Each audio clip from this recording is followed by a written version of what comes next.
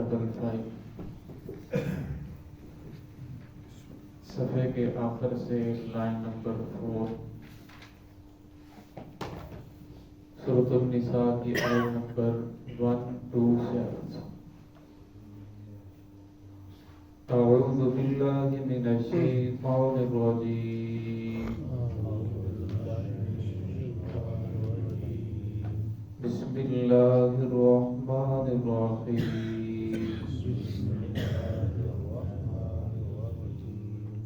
वइन इम्रअतुन खाफत मिन बालिहा नुशूज़न औ इअराज़न फला जुनाहा अलैहिमा अन युस्लिहा बैनहुमा सुल्हा वस्सुल्हु खैर व उहज़िरतिल अनफुसुश्शुह व इन तुहसिनु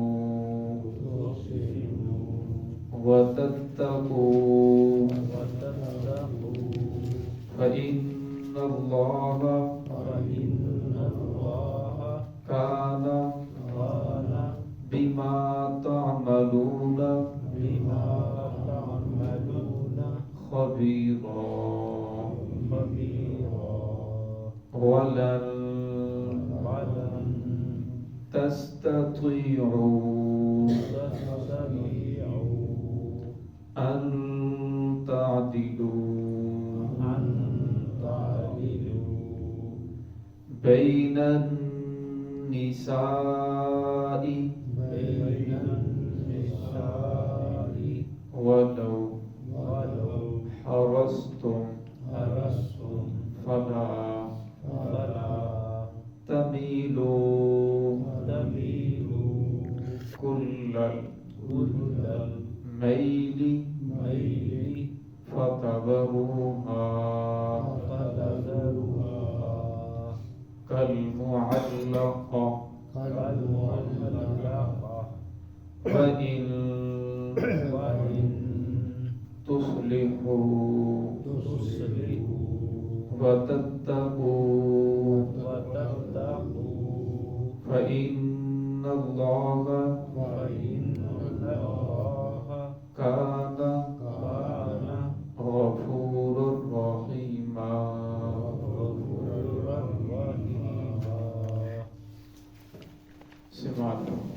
बिस्मिल्लाहिर्रहमानिर्रहीम। वइन इम्रअतुन खाफत मिन बालिहा नुशूज़न औ इअराज़न फला जुनाहा अलैहिमा अन युस्लिहा बैनहुमा सुल्हा वस्सुल्हु खैर व उहज़िरतिल अनफुसुश्शुह फ़इन तुहसिनू व तत्तकू फ़इन्नल्लाह बिमा तअमलून खबीरा वलन तस्ततिअू अन तअदिलू बैनन निसाई वलौ हरस्तुम फला तमीलू कुल्लल मैली फतदरूहा कल्मुअल्लक़ा वइन तुस्लिहू वतत्तकू फ़इन्नल्लाह कान गफूरर रहीमा। वइन इम्रअतुन खाफत, और अगर औरत को खौफ हो, मिन बालिहा अपने शोहर से, नुशूज़न लड़ाई झगड़े का, औ इअराज़न या एराज करने का, फला जुनाह अलैहिमा तो उन दोनों पर कोई हरज नहीं है, ان یصلحا بینہما کہ وہ دونوں آپس میں صلح کر لیں. صلح والصلح خیر اور صلح بہت ہی اچھی چیز ہے. وَأُحْضِرَتِ الْأَنفُسُ الشُّحَّ اور نفسوں کے اندر ہرس بخل خود غرضی یہ شامل ہے. وَإِن تُحْسِنُوا اگر تم نیکی کرو وَتَتَّقُوا اور ڈرتے رہو فَإِنَّ اللَّهَ بے شک اللہ رب العزت کان بما تعملون خبیرا تم جو بھی عمل کرتے ہو خبر رکھنے والے ہیں جاننے والے ہیں. وَلَن تَسْتَطِيعُوا اور ہرگز تم طاقت نہیں رکھتے ان تعدلوا یہ کہ تم عدل کرو بین النساء عورتوں کے درمیان. وَلَوْ حَرَصْتُمْ اگر تم چاہو بھی فَلَا تَمِيلُوا كُلَّ الْمَيْلِ اور نہ جھک جاؤ ایک کی طرف پوری طرح جھک جانا. فَتَذَرُوهَا كَالْمُعَلَّقَةِ کہ دوسری کو چھوڑ دو لٹکی ہوئی کی طرح. وَإِن تُصْلِحُوا اگر تم صلح کر لو وَتَتَّقُوا اور اللہ رب العزت ڈرتے رہو فَإِنَّ اللَّهَ كَانَ غَفُورًا رَحِيمًا بے شک اللہ رب العزت بخشنے والے رحم کرنے والے ہیں. اس آیت کے اندر اللہ رب العزت نے میاں بیوی کو آپس میں اتفاق و اتحاد کے ساتھ رہنے کی درس دیا ہے تلقین کی ہے اور فرمایا کہ اگر عورت کو خوف ہے اس بات کا کہ اس کا شوہر بد مزاج ہے یا اسے گال گلوچ کرتا ہے یا اسے مارتا پیٹتا ہے یا اس کے علاوہ کسی اور کی عورت کی طرف مائل ہے اور اس کی طرف توجہ نہیں کر رہا تو فرمایا بجائے اس کے کہ آپس کے اندر لڑائی جھگڑا ہو اور آپس کے اندر طلاق تک نوبت پہنچ جائے فرمایا ان دونوں کو چاہیے کہ آپس کے اندر صلح کر لیں. آپس کے اندر فلا جناح علیہما ان دونوں پر کوئی حرج نہیں ہے. ان یصلحا بینہما صلحا کہ وہ دونوں آپس کے اندر صلح کر لیں. عورت اپنے کچھ حقوق سے دستبردار ہو جائے کہ یہ حقوق میں اسے چھوڑ دیتی ہوں اور کچھ مرض سے کہے کہ یہ کام آپ نے کرنے ہیں تو فرمایا اس طرح لینے دینے سے آپس کے اندر صلح ہو جائے گی. کچھ حقوق عورت چھوڑ دے کچھ فرق کرنے کے لیے تیار ہو جائے تاکہ لڑائی جھگڑا آگے نہ بڑھے دو خاندانوں کا آپس کے اندر توڑ نہ ہو بلکہ جوڑ ہی رہے. وَالصُّلْحُ خَيْرٌ فرمایا صلح بہت ہی اچھی چیز ہے. قرآن پاک نے عمومی ضابطہ بیان فرما دیا کہ جو بھی کام ہو جس کے اندر لڑ جھگڑا ہو اختلاف ہو اس سے فرمایا بہتر ہے کہ آپ صلح کر لو. آپس کے اندر کوئی اوپر نیچے کر کے صلح یہ فرمایا سب سے بہتر چیز ہے. لیکن فرمایا جب ضد کے اوپر آ جائے ایک انسان عناد کے اوپر آ جائے پھر صلح نہیں ہوتی. حکما فرماتے ہیں کہ مردوں کی بنسبت عورتوں کے اندر ضد زیادہ ہوتی ہے. عورت اگر کسی چیز پر ضد پہ آ جائے تو وہ مانتی نہیں ہے اور فرمایا جب مانتی نہیں ہے تو پھر خرابی پیدا ہوتی ہے. وہ کہتی ہے میں نے یہی چیز لینی ہے. اب مرد کے پاس اتنی طاقت نہیں ہے یا وہ بھی لینے کے لیے دینے کے لیے تیار نہیں ہے تو فرمایا جب یہ دونوں ضد کے اوپر آ جائیں گے تو فرمایا پھر لڑائی جھگڑا بڑھے گا اور دونوں کے اندر طلاق تک نوبت پہنچ جائے گی. فرمایا اس سے بہتر یہی ہے کہ آپس کے اندر صلح کر لیں اپنا حق تھوڑا تھوڑا چھوڑ کر تاکہ بات آگے نہ بڑھے. وَأُحْضِرَتِ الْأَنفُسُ الشُّحَّ فرمایا نفسوں کے اندر انسان کی فطرت کے اندر خود غرضی بخل ہرس یہ چیزیں داخل کر دی گئی ہیں اور فرمایا جس کی وجہ سے ایک عورت چاہتی ہے اس کے خاوند کی پوری محبت اس کی طرف ہو ازواجی تعلقات اسی کے ساتھ قائم ہو اور اسی طرح مالی معاملات وہ سارے کے سارے اسی کے پاس آئیں وہ سب کچھ کرنے والی وہی ہو کوئی اور اس کے اندر شامل نہ ہو. اور فرمایا جب وہ اس طرح کرتی ہے لیکن وہ ہے بد اخلاق اور بد صورت ہے اور اس کا اخلاق بھی اچھا نہیں ہے یا عورت یا مرد کا دل کسی اور عورت کی طرف مائل ہے. اب فرمایا ایک مرد کا دل کسی اور عورت کی طرف مائل ہے اس کی بیوی بد اخلاق ہے اور اسی طرح بد صورت بھی ہے صورت بھی اچھی نہیں ہے. فرمایا وہ مرد اسے گھر میں رکھنے کے لیے تیار نہیں ہے لیکن فرمایا وہ عورت ان سے سب کچھ چاہتی ہے. فرمایا اگر وہ عورت اپنے حق کو نہیں چھوڑے گی اور اپنے حق سے دستبردار نہیں ہوگی تو فرمایا ان کا آپس کے اندر معاملہ آگے چل نہیں سکے گا. تو اس لیے فرمایا انہیں چاہیے کہ اپنے کچھ نہ کچھ حق کو چھوڑ دیں اور چھوڑنے کے ساتھ جب حق کو چھوڑیں گے تو یہ اختلاف جو ہے آگے بڑھنے سے بچ جائے گا. اگر فرمایا وَإِن تُحْسِنُوا اگر تم نیکی کرو. اب مرد کو پتہ ہے کہ بیوی اچھی نہیں بیوی بد اخلاق ہے بیوی بد صورت ہے اور اسی طرح یا کسی اور کی طرف اس کا دل مائل ہے.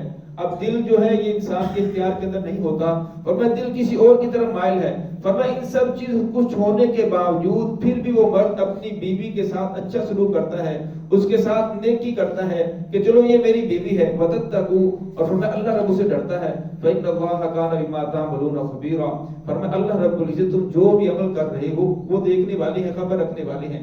فرمایا پھر اللہ رب العزت اس کے بدلے میں آپ سے بہتر بدلہ عطا فرمائیں گے. اب اللہ تو دیکھ رہے ہیں نا اور عورت کو معلوم ہے کہ میں اس کے ساتھ کیا کر رہی ہوں لیکن میرا شوہر میرے ساتھ کیا کر رہا ہے. فرمایا پھر اللہ رب العزت کا بدلہ دنیا کے اندر بھی دے دیں گے کہ آپ کو نیک صالح اولاد عطا فرما دیں جو آپ کی فرما فرما برداری کرنے والی ہو، دنیا اور آخرت میں آپ کا نام روشن کرنے والی ہو، اور فرمایا آخرت میں آپ کی نجات کا ذریعہ بن جائے. اور یہ بھی ہو سکتا ہے کہ اس کے بدلے میں آپ کو ان سب باتوں کو برداشت کرنے کے بدلے میں اللہ رب العزت جنت عطا فرما دے. وَلَن تَسْتَطِيعُوا فرمایا ہرگز تم طاقت نہیں رکھتے. اللہ رب العزت نے مرد کو 4 شادیوں کی اجازت دی ہے. اب مرد کو اللہ رب نے یہ آپشن رکھا ہے کہ وہ 4 شادیاں کر سکتا ہے، لیکن اللہ رب نے یہ بھی فرمایا کہ اگر تم عدل نہیں کر سکتے تو پھر امکانت واحد پھر ایک کے ساتھ ہی نکاح کرو. ہاں اگر تم عدل کر سکتے ہو تو پھر آپ کو اجازت ہے آپ 4 کے ساتھ شادی کر سکتے ہو. تو اس آیت کے اندر اللہ بشارت وَلَن تَسْتَطِيعُوا ہرگز تم طاقت نہیں رکھتے ان تعدلوا یہ کہ تم عدل کرو بین النساء عورتوں کے درمیان ولو حرصتم اگر تم چاہو بھی. اب اس آیت یہ ثابت ہوتا ہے کہ انسان ان کے درمیان عدل نہیں کر سکتا، لیکن اس آیت کا جو حکم ہے یہ تو عمومی ہے، لیکن آگے فرمایا اللہ رب العزت نے کسی انسان کو اس چیز کا مکلف نہیں بنا جس کی وہ طاقت نہیں رکھتا. رسول اللہ صلی اللہ علیہ وسلم کی بیک وقت 9 بیویاں اور 2 لونیاں تھیں، اور اللہ رب العزت نے آپ کے اوپر باری کا جو مقرر کرنا یہ لازم نہیں کیا تھا، لیکن پھر بھی رسول اللہ صلی اللہ علیہ وسلم نے ساری زندگی عدل کے ساتھ کام لیا اور ان کے ساتھ باری مقرر کی. 24 گھنٹے ایک کے لیے، پھر 24 گھنٹے دوسری کے لیے، پھر 24 گھنٹے تیسری کے لیے، کہ اتنا وقت اس کے پاس گزارنا ہے.